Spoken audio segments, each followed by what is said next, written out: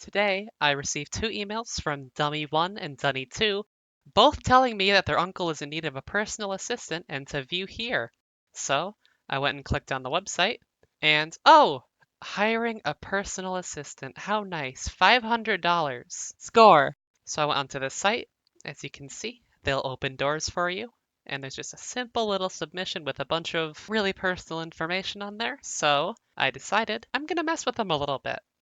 Side note, this is obviously a scam. Please don't do this for real businesses.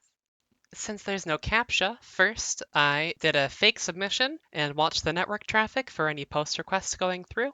Then I went in, looked at the headers for the post, and wrote it down.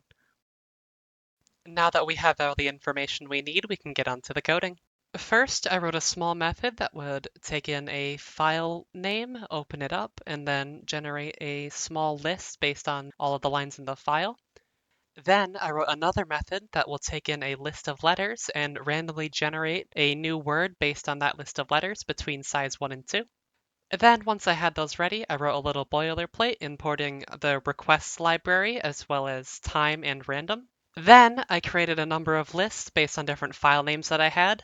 Each one was a different list of items that would be read in the scripts and then used to generate data. Finally, I took all of those lists as well as a few more for generating individual words.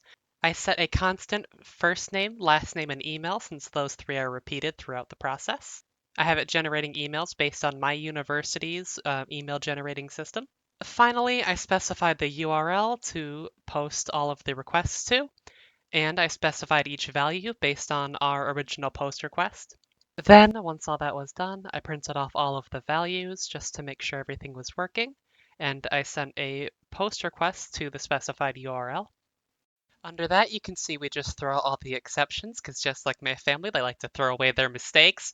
And finally, I just had it do that a million times. Finally, we can watch all those posts go through. If you enjoyed that video and would like to see more like it, subscribe and then wait a year or two when I feel like it.